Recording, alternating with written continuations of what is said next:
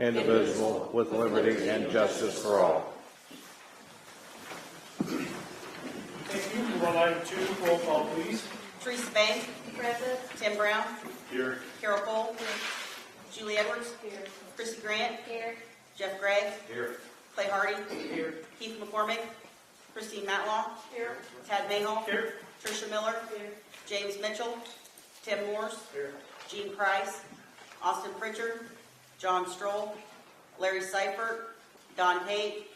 Christy Wofford. Here. Brett Wallace. Here. Judy Wood.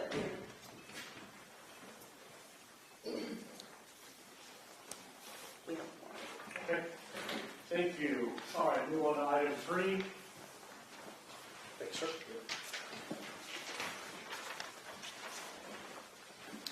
Move on to public body comment. I do have a list here. Tricia? Yes. Hi. What do I need to stand up? Sure. Well, actually, this is something I want to say to Erica. I just had to put my husband in a nursing home. 2.5 years I struggled on my own to get it right. And I couldn't do it because physically and mentally I couldn't. I was not up to it. So I passed him on to the professionals. I'm asking you, you've done your best for the county, but we know it's not quite good enough. So please, step aside and let the professionals step in.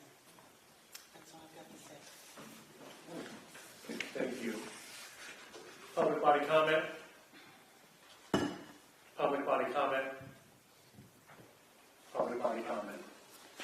I think I'll move on to item 4, which is a presentation for the fiscal year 2023 audit by Lauterbach and Amon. And with us tonight, we have Mr. Brad Porter to present the fiscal year 2023 audit. So, Mr. Porter, it's all yours. Good evening, everyone. Can we hear me loud and clear? Excellent. That's step 1, right?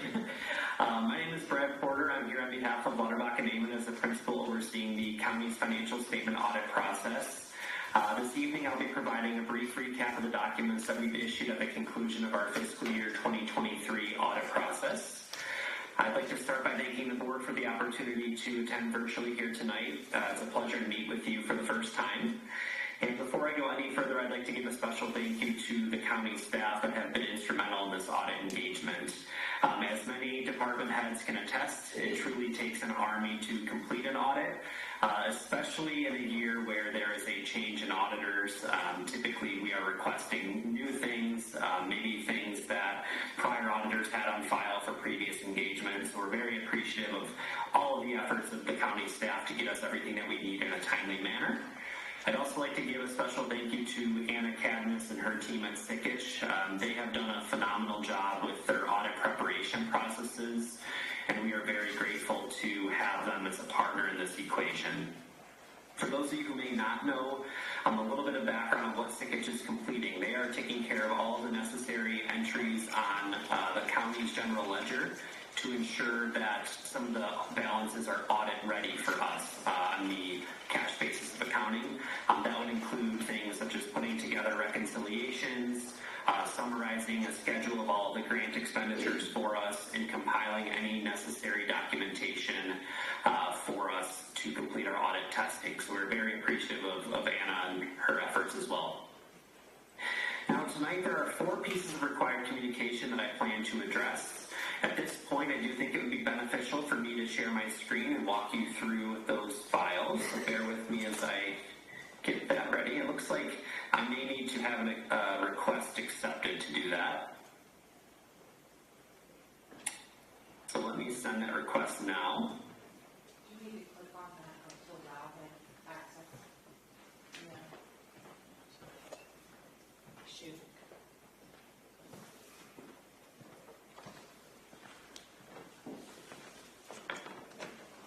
All right, there we go. I think I should be ready to go. So let me get situated here.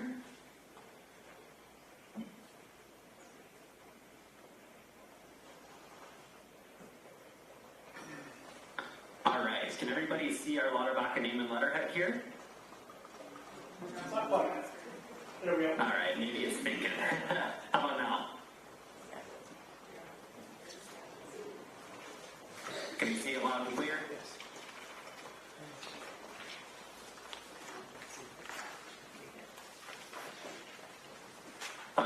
Dan, can you confirm that Yes, sir. my Yeah. screen is being shared? Sorry. I think Yeah, it's no, on my your fault. Yeah, they're good. We got you. Thank you. No worries. All right, so the first piece of required communication that we have here is what we call our SAS 114 letter. In accordance with Statement on Auditing Standard number 114, we are required to state whether or not we had any disagreements or difficulties that we had encountered during our audit process for the fiscal year 2023 audit. And I've highlighted here, and I'll zoom in a little bit for you, but ultimately in the SAS 114 letter, we had no such difficulties or no such disagreements with management throughout the course of our audit process. Now, SAS 115, Statement on Auditing Standard number 115, requires us to issue a letter to the board ultimately outlining whether or not we had any significant deficiencies or material weaknesses that we had identified during our audit process, with material weaknesses being the more pervasive in nature. So for a little bit of background, those of you who may or may not know, the county had received a qualified or modified audit opinion for the fiscal year ended August 31st, 2022, which stated that the prior auditors indicated that certain balances or items within their audit were not materially correct, or that they could not obtain the sufficient audit evidence to support certain balances. So through the joint partnership, obviously county, Sickich, and Lunenburg-Naaman, there were a number of these items that we sought to clear up in fiscal year 2023 and successfully cleaned up in fiscal year 2023. So we have outlined in the SAS 115 letter that we did have material restatements to fund balance as a result of some of those cleanup procedures that took place in this fiscal year under audit. So we would not expect to repeat a SAS 115 letter in fiscal year 2024, assuming there are no other additional items that need to be cleaned up. Now we'll move into the annual financial report. There are 108 pages to this document of the PDF, so we'll be going page by page here tonight. No, I'm only kidding. We'll summarize some of the key financial areas here, some of the intangible items from this audit process, because we are talking about an audit that is quite outdated at this point. So I know the board is receiving more current monthly financial updates at this point. So again, I'll focus primarily on some of the intangible components of the audit, beginning with pages 1 through 3. On pages 1 through 3, you'll find what we call our independent auditor's report. This report not only outlines the opinion that we've issued on the financial statements, but also the responsibilities of both management and us as auditors. Management is ultimately responsible for the preparation and fair presentation of the financial statements. Through the internal efforts of your team, as well as Sickich being hired by the board in an external capacity, we certainly felt the financial statements provided to us were indeed fairly presented. To provide a little bit of additional clarity on what our responsibilities are as auditors, it's important to understand a few things first. As auditors, our responsibility is to ensure that we're planning and performing an audit designed to detect material misstatements, whether that is due to error or fraud.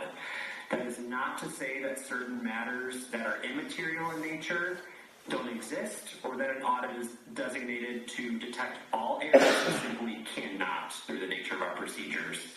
It is also worth noting that we perform a number of internal control-related walkthroughs of your financial functions, but we are not generating an opinion on the internal control environment, only the financial statements themselves. Any internal control-related findings will be disclosed in the management letter, and we'll get there momentarily. So again, just to emphasize, we are focused on reassurance at the materiality level.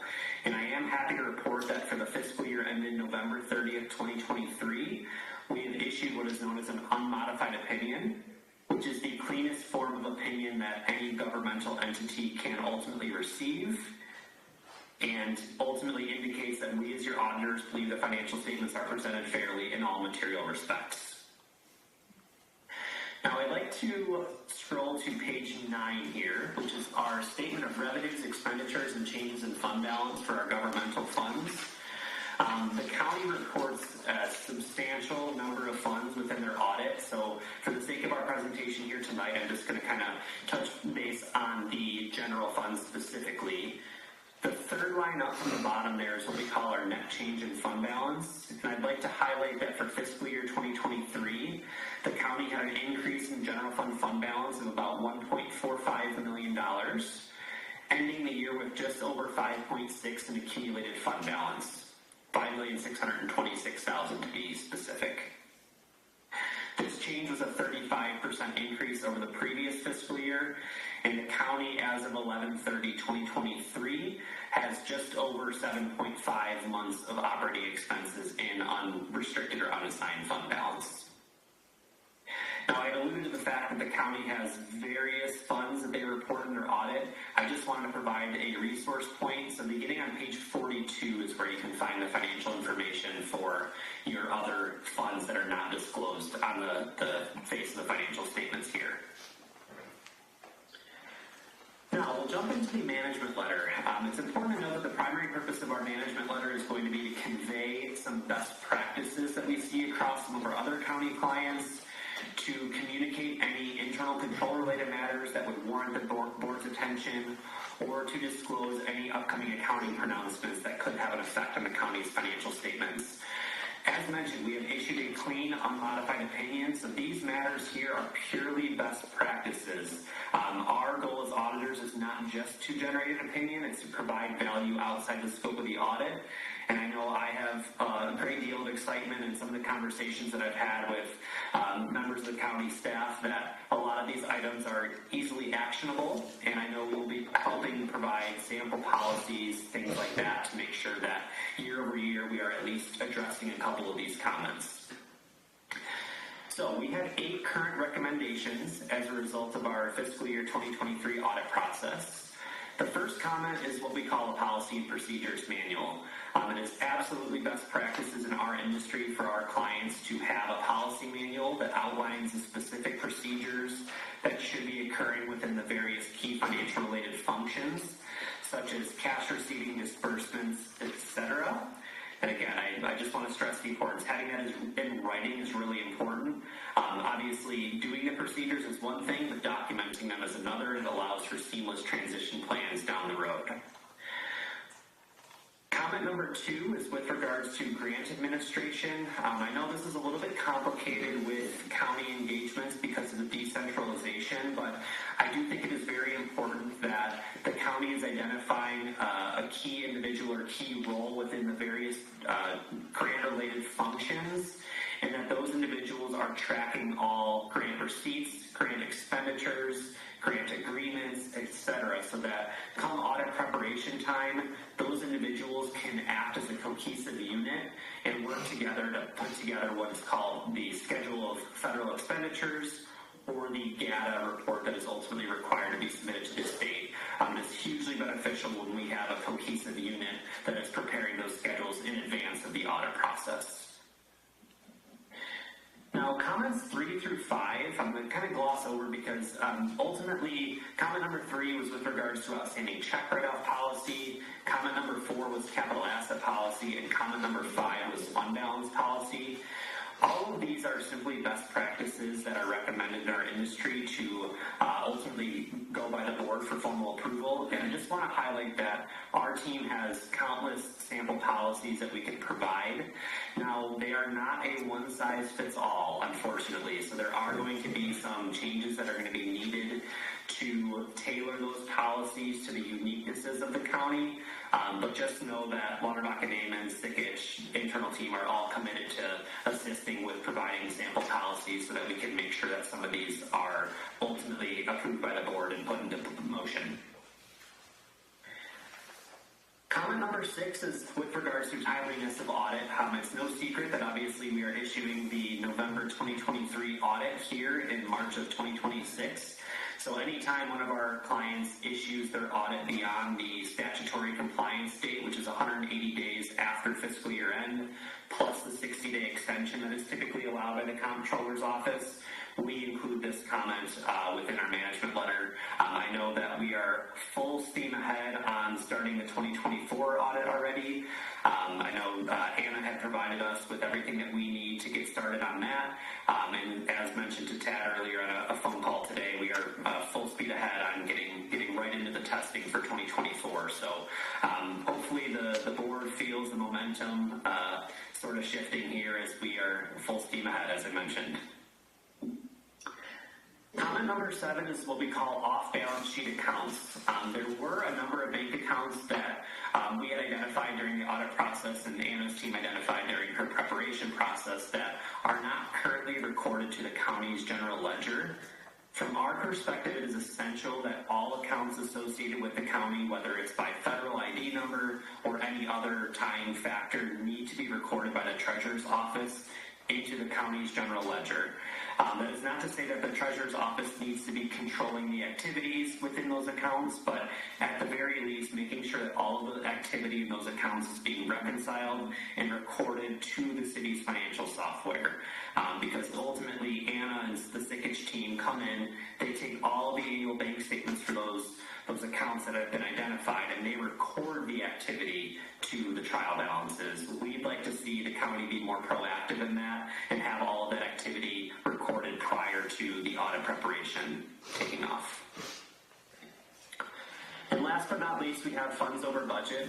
It's worth pointing out that this is the working budget that the county established for the fiscal year, and we are required to disclose whether or not any of the funds reported within the audit had exceeded the working budget for the fiscal year. So we have the Social Security Fund, the State's Attorney Forfeited Fund, Sale and Error Fund, and Drainage Fund that had exceeded their budgets when we compare actual expenditures to budgeted expenditures. So just something for the board to monitor there. I know this was a little bit of a nuanced fiscal year, having it be 15 months, so could certainly relate to timing of expenses and things like that. But just wanted to highlight, none of these comments affected our unmodified opinion on the financial statements, and as noted, we're really excited to see where the county is going with all things audit and finance. That concludes my coverage of the audit documents here this evening. I would be happy to field any questions. I know I have tried my best to give responses back to the board members that have inquired and provided questions at this point. So hopefully my presentation here this evening did answer some of those questions. Okay, thank you for that.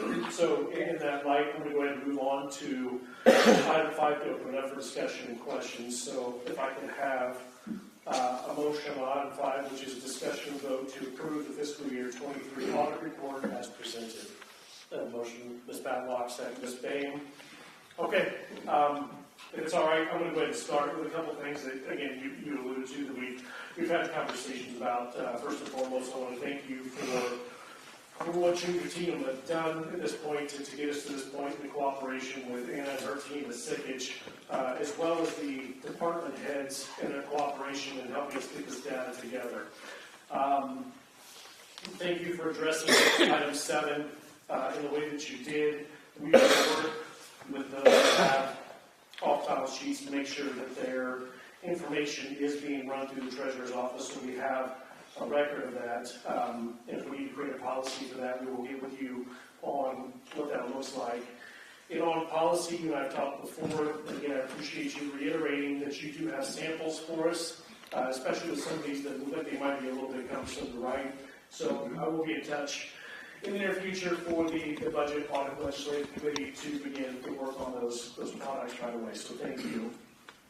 Some are easier than others. There is like an outstanding check policy is a one-pager that's seemingly pretty simple to implement, and just making sure that there's no stale checks that are older than the 3 years outstanding on the bank reconciliations, which I don't believe was an issue. It's just more of the fact that having that policy in writing is a best practice. So. Yeah, thank you. And again, I've read through this, and I know the committee has as well, and we will get on this at our next opportunity to start getting some of these policies. The one thing that you and I have talked about quite a bit off and on, which is item 2, as it relates to not only the grants, but also the decentralization. Could you do me a favor and touch a little bit more on the importance of decentralization as far as the internal controls within the different departments versus having everything housed in one spot? Yeah, as I mentioned, it's a little bit more complicated for a county client. With some of our municipal engagements, we designate the finance director as that individual, right? So there's one individual that's responsible for working with the various department heads to put together a nice finished product for us. But I can certainly understand, and I know I was looking at your grant schedule earlier today. It's a little bit of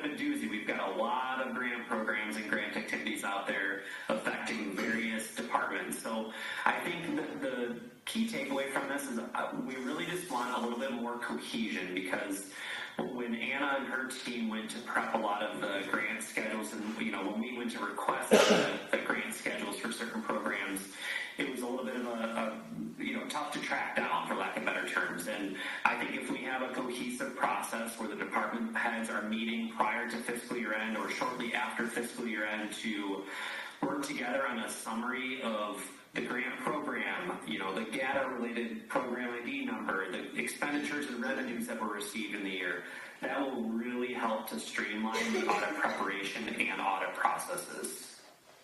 And to that point, to summarize what we've talked about, is really designating somebody within each department, whether it's grant specific or not grant specific, that really does take care of the bookkeeping, and that person will be responsible for collating the data going forward, would help shorten up these processes. Is that correct?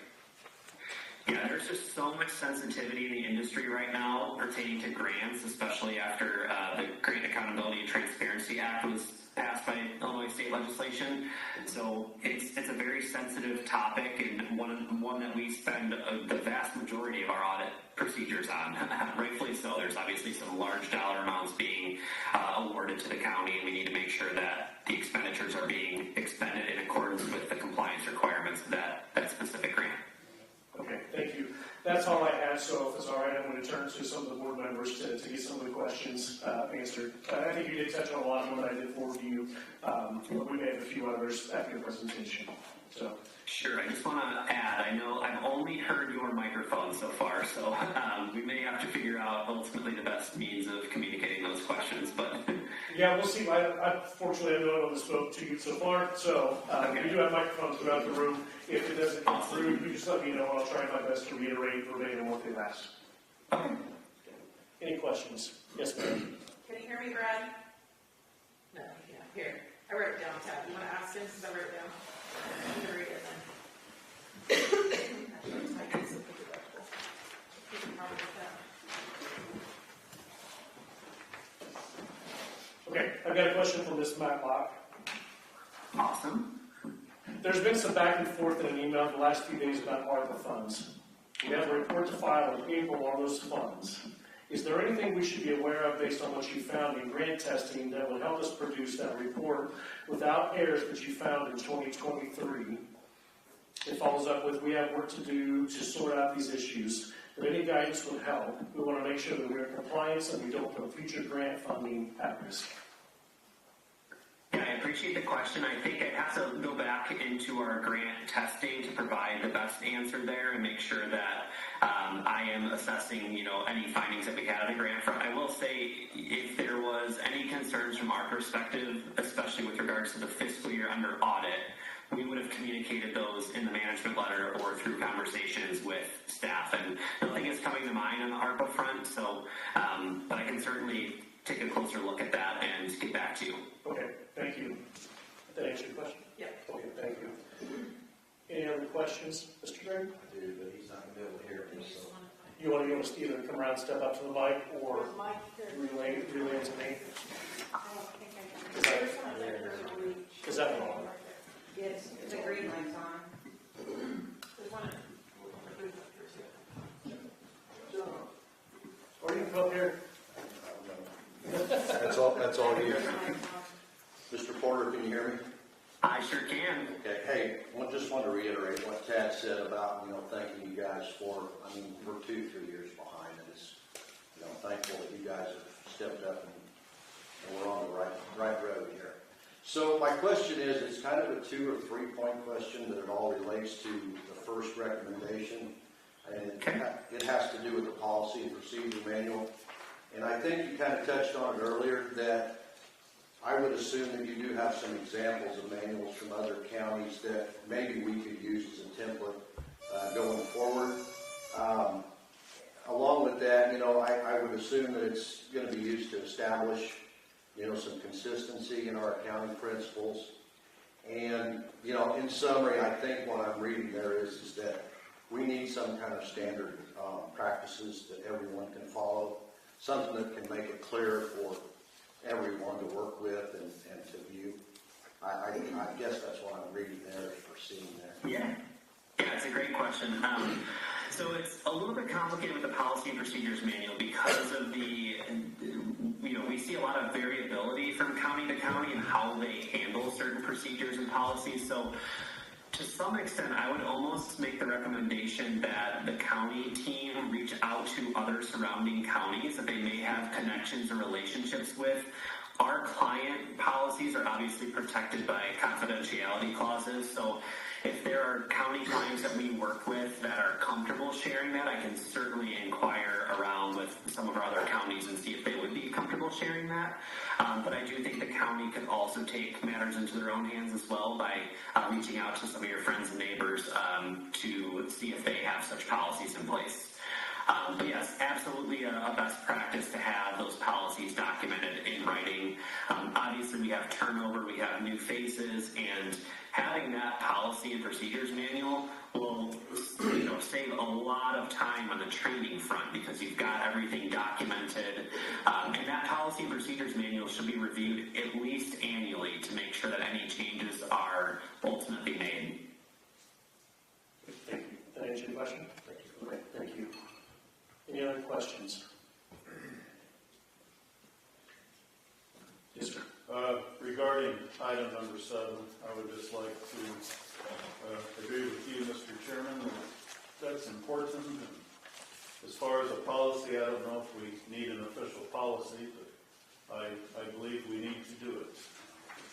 I believe there should not be Shelby County accounts outside of the treasurer's office, so to speak. Thank you, Mr. Chairman. And to reiterate what 7 says, the accounts can be elsewhere, but the documentation should run through the treasurer's office. Any other comments, questions for Mr. Ford? Yeah, and one comment on comment number 7 is making sure that we are considering those funds from a budgetary standpoint too, because I know that our team, obviously, if you're not recording those funds within the county's general ledger, you're not budgeting for those, and it's important to bring the budgetary function in-house for those accounts as well, so that there is just a general understanding of the activities flowing in and out of those accounts. Those are undeniably the highest risk accounts that we have for fraud across all of our clients. That's not specific to Shelby County. That is a factual statement for all clients that we audit. If you think about it, if you have a bank account that is not being monitored but it's being included in your financial statement audit, it's critical that those are going through the same chains of command and review processes and reconciliation processes as your other county fund accounts. Okay, thank you. And again, your recommendation includes internal control procedures and likely a policy that would include this. So again, we'll be reaching out to work with you and see if we can track down and get everything soon. So thank you. Excellent. All right, last call. Any questions, comments?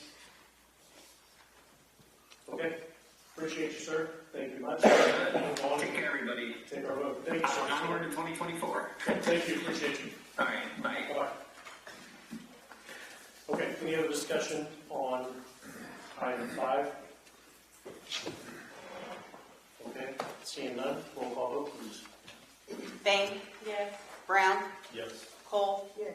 Edwards. Yes. Grant. Yes. Gregg. Yes. Hardy. Yes. Matlock. Yes. Mayhall. Yes. Miller. Yes. Morse. Yes. Wofford. Yes. Wallace. Yes. Wood. Yes. Motion passes unanimously. Okay, thank you, everybody. Again, very important, again, especially for our grant partners, is to get this uploaded and send through the different portals that are required. So I do appreciate cooperation on all fronts to get this taken care of. With that, I'll move on to item 6, public body comment. Public body comment. Public body comment. Okay, with that, I'll take a motion to adjourn. Ms. Bain, Ms. Wood on the second. All those in favor say aye. Aye. Opposed? We are adjourned at 6:30. Thank you, folks.